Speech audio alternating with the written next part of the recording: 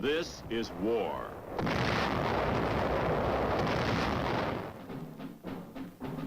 War and its masses. War and its men.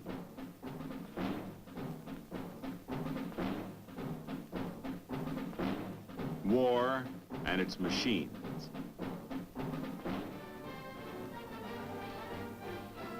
Together they form the big picture.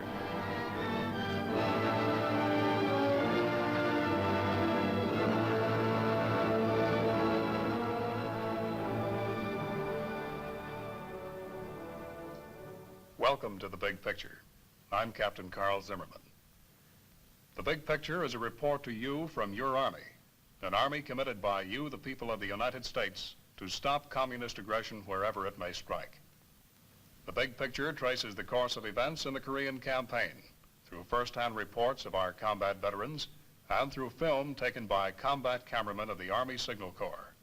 These are the men who daily record on film the big picture as it happens, where it happens. Today, the Big Picture brings into focus the entrance of the Chinese Reds into the Korean War.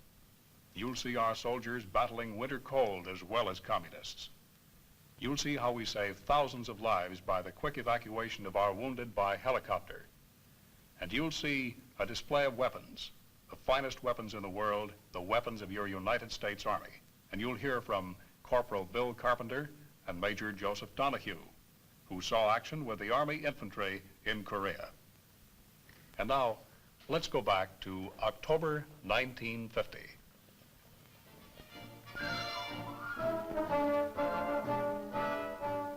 On 20 October, United Nations troops have seemingly sent the bulk of the communist forces fleeing in defeat toward the Manchurian border, 100 miles to the north.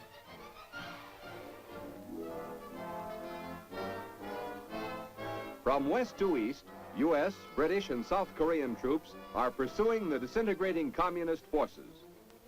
By 27 October, South Korean troops have reached the Manchurian border on the Yellow River near Chosan, and other UN forces have advanced against virtually no opposition.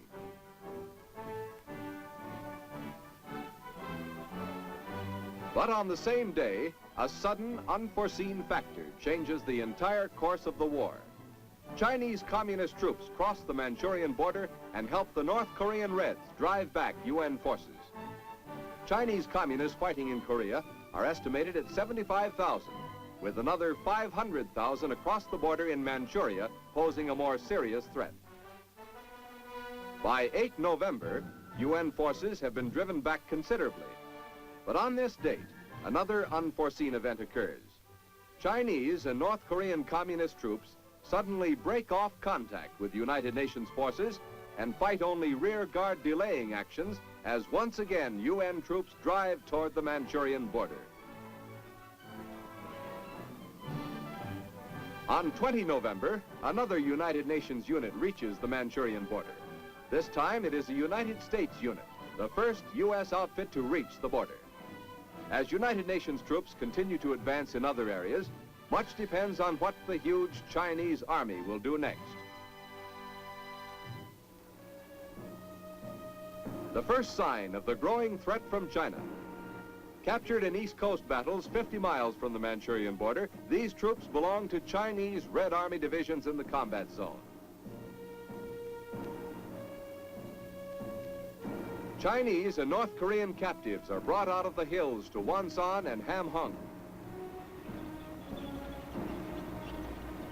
The Chinese are better clothed than their North Korean comrades. With their quilted uniforms, they wear tennis shoes wrapped in layers of burlap, making a kind of shoe pack.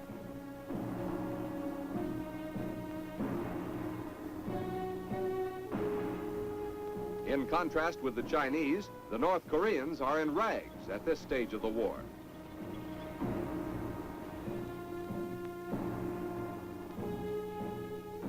The prisoners double time across the Wonsan airfield.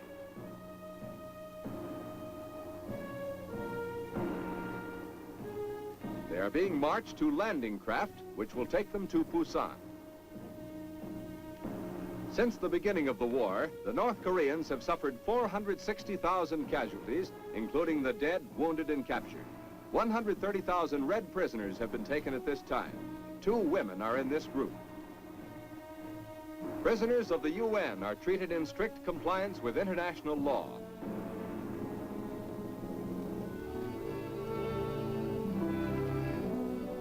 Over 25,000 men have been wounded in Korea, but less than 2% of these men have died. Less than 2 men out of every 100 wounded. The main reason for this low death rate is the speed of treatment. This is a battalion aid station, first stop in a wounded man's swift journey through the echelons of medical aid. The average time spent at a battalion aid station is only 72 minutes.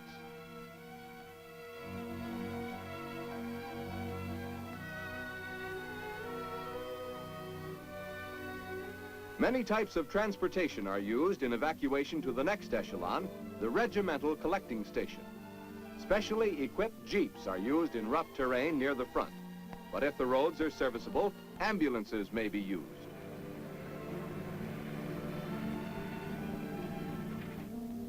Air evacuation is fastest of all and enables certain medical channels to be skipped. Behind the collecting stations are division clearing stations and mobile hospitals. Medical care takes manpower. It takes several men to carry a litter.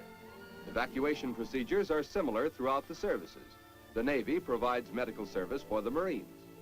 The results of speed have been shown by a hospital at Busan. Out of 18,000 wounded brought in during the first 3 months of the war, only 40 men died. Field expedient. Wooden stands instead of tables speed the movement of litters and allow the aid men to work at hand level without bending over.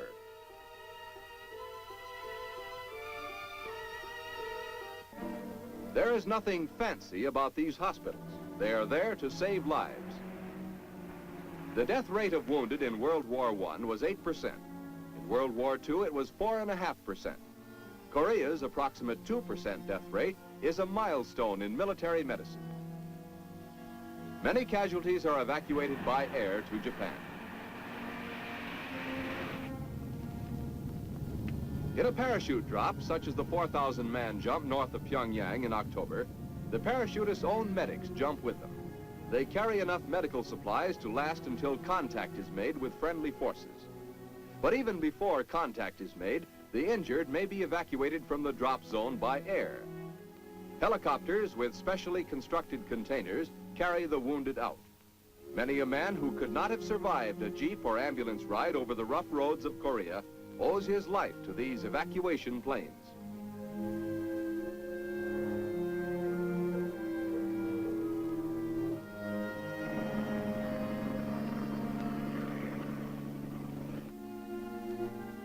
Japan is the next stop from the hospitals in Korea. Japan is only an hour and a half away from Korea by plane, but less than half of the incoming wounded remain here. The rest are moved on to the United States. Many men wounded at the front lines in Korea have found themselves back in the United States 3 days later.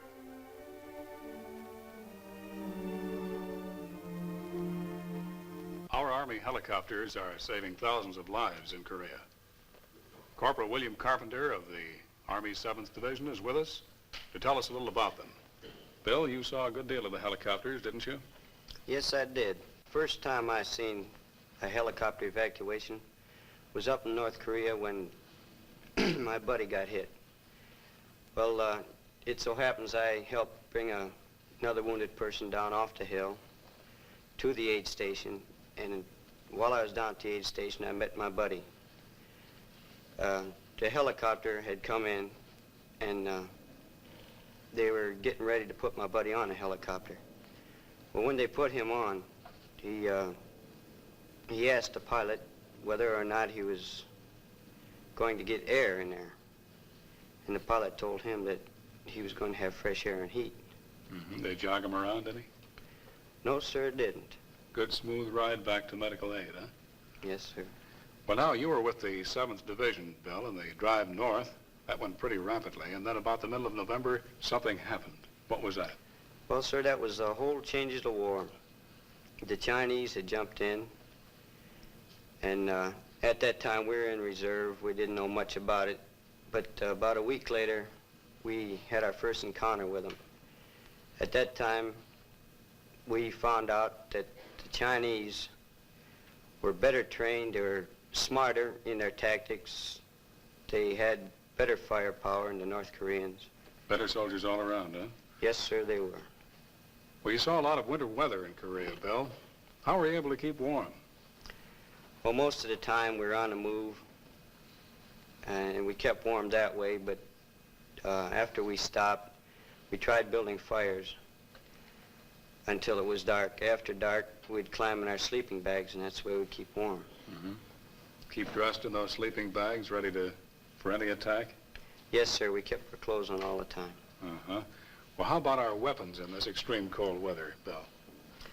Well, our automatic weapons, they get froze up quite a bit during the winter time, so you have to keep working them most of the time at nighttime. But our M1 was always there when we needed it. You like that M1 pretty well, Bill? Yes, sir, I do. Mm-hmm. Well, if we must build weapons for war, Bill, let's build the best.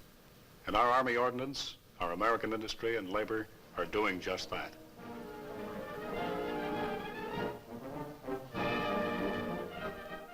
At Aberdeen Proving Ground, Maryland, members of the American Ordnance Association meet for an annual exhibition put on by the U.S. Army Ordnance Department. They see both U.S. and foreign equipment. A Russian 122 millimeter gun. A Russian 85 millimeter anti-aircraft gun.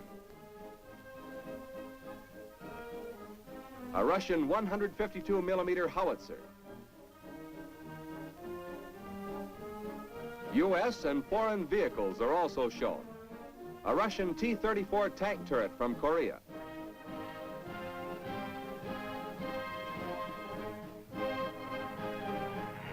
A U.S. M-26 tank, waterproofed and equipped with a snorkel breathing device for use in fording operations and landings.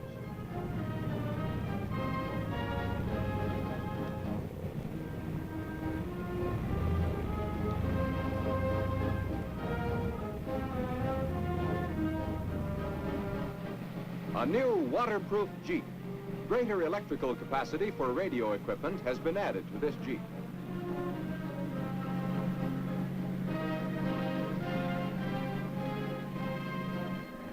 A new 6x6 2.5-ton truck is equipped with a snorkel breather and waterproofing.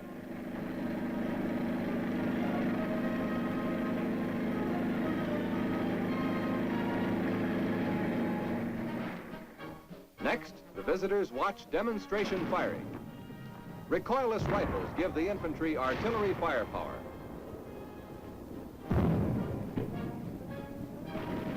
Comparison firing, 50 caliber machine gun. An aircraft machine gun. Other guns are demonstrated in separate and comparison firing.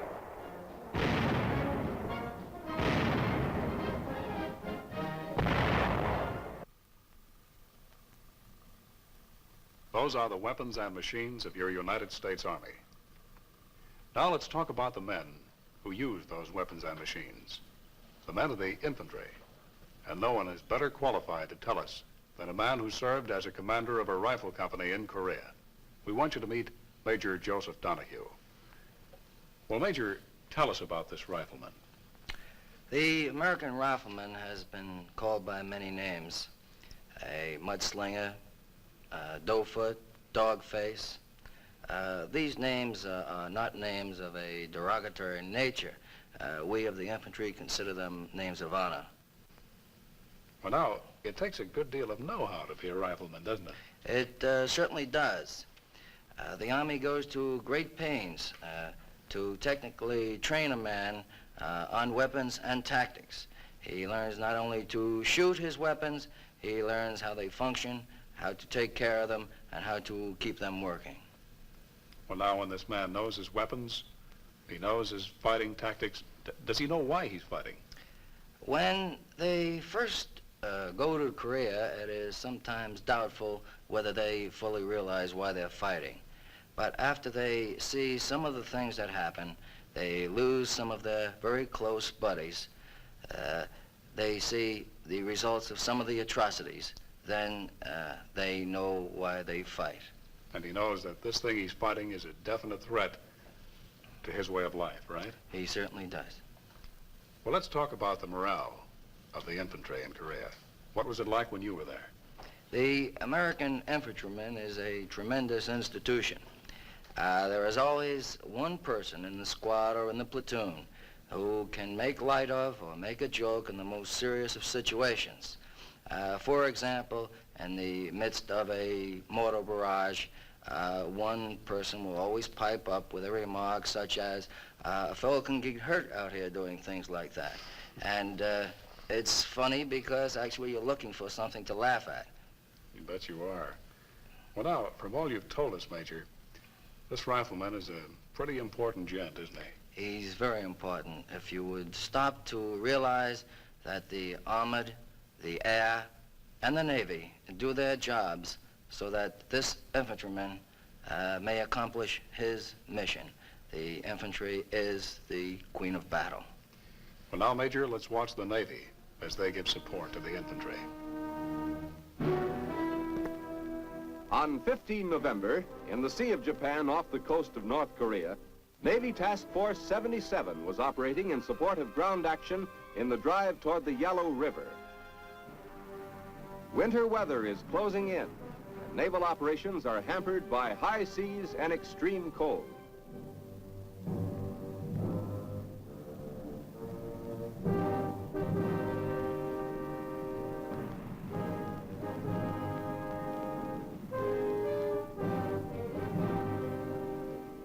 The aircraft carrier Philippine Sea receives ammunition, mail, and other supplies hauled across open water in a cargo net.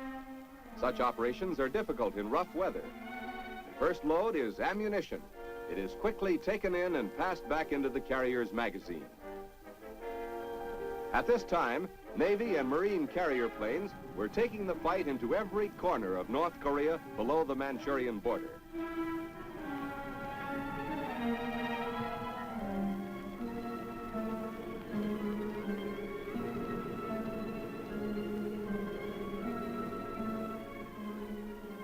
Carriers were also in operation on the west coast of Korea. On both coasts, the Navy's task of mine sweeping was continuing. During the resupply operations, the Philippine Sea is hit by a snowstorm. Despite the weather, a tanker comes alongside and refueling gets underway. As refueling and the transfer of supplies continue, the seas get higher and higher, and the storm becomes a veritable blizzard. This is not an unusually heavy storm. It is typical winter weather in the northern Sea of Japan.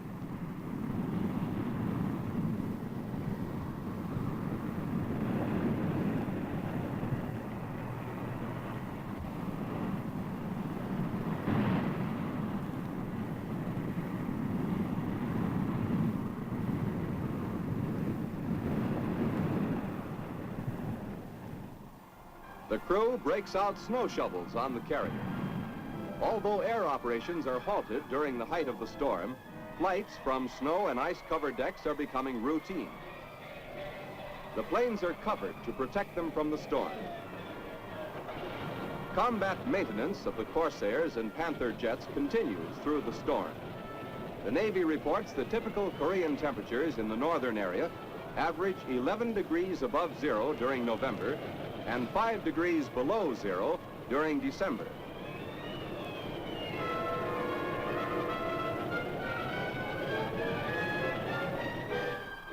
A more familiar kind of winter combat starts on the carrier deck.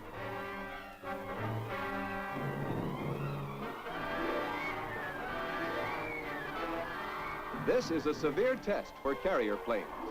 During World War II, most carriers were in the milder climate of the South Pacific.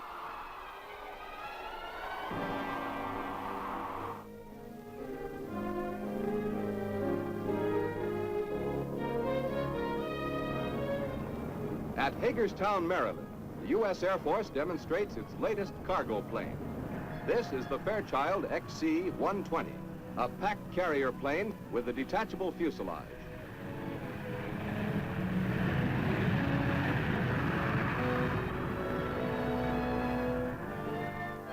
Doors are designed like clamshells.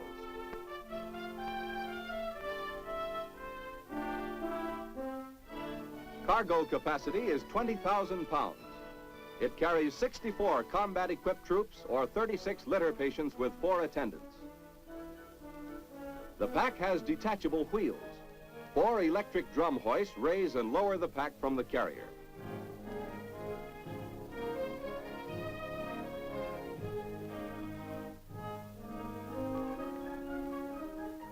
A central control operates the release and locking mechanism, and the pack lowers to its own wheels. Then the hoist lines are detached. The 5-man crew of the carrier consists of pilot, co-pilot, radio operator, navigator, and engineer. When the pack is separated from the carrier, it is easily towed away. This pack can be used to house various types of shops, headquarters units, emergency hospitals, weather stations. It can also be converted into a tanker for carrying fuel.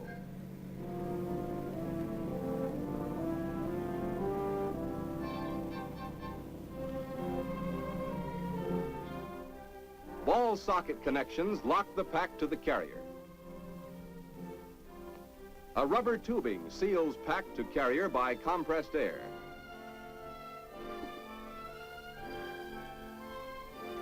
On the carrier, the 4 ball socket locks operate simultaneously. The carrier is powered by 2 Pratt & Whitney engines with reversible pitch propellers. Maximum speed is 250 miles per hour. The ceiling is 25,000 feet.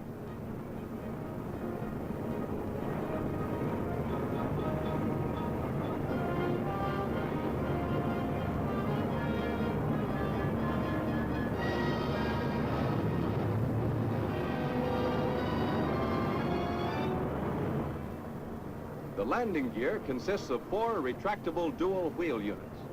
It's electrically operated, and the main or rear wheels have brakes.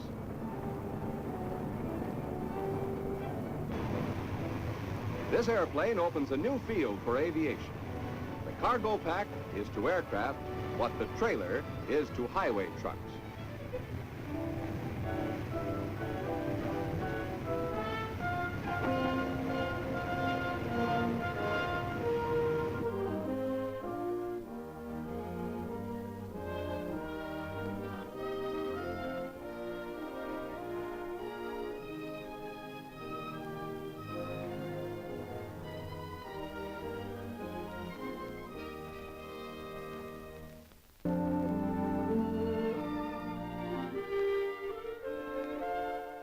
In Washington, the Department of Defense displays the winter uniforms which have been issued to United States troops in Korea, and what the Chinese communists are wearing in North Korea's sub-zero temperatures.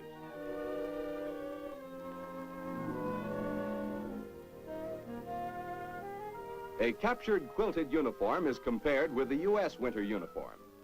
Unlike the Chinese, the U.S. cold weather uniforms are designed on the principle that the best protection against cold is several layers of clothing. In North Korea, U.S. troops are fighting in one of the coldest battle areas in U.S. history.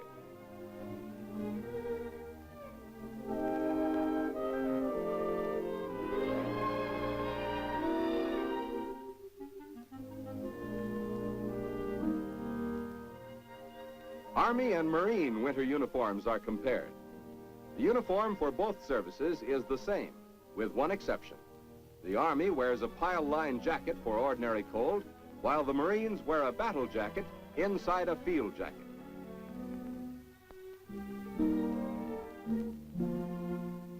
Wet and dry cold weather equipment, which has been sent to U.S. troops in North Korea, is the end result of much practical experimentation, such as the exercise Sweetbriar cold weather maneuvers held in Alaska in February 1950.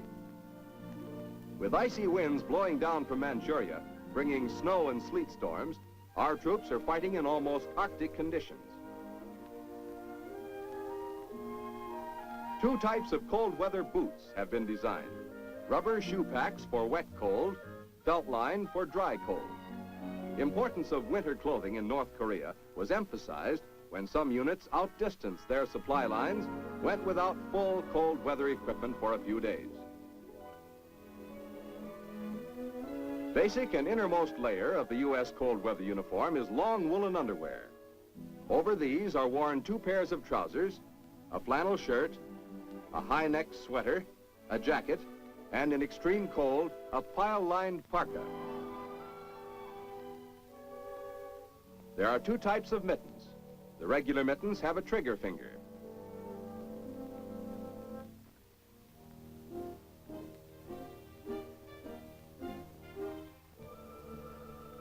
Mittens worn with the dry cold uniform have no trigger finger, but they have cheek warmers.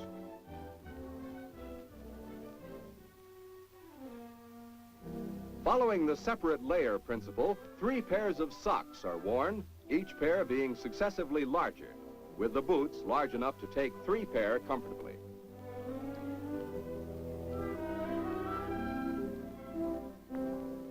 Experimentation in refrigerated laboratories, as well as in the Arctic itself, has given U.S. troops newer and better ways of fighting the weather.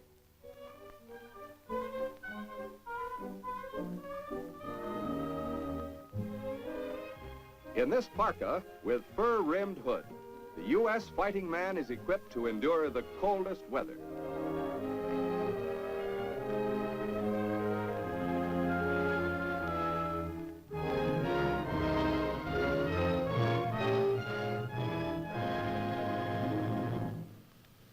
Those were the events that comprised the big picture from October 20th to November 20th, 1950.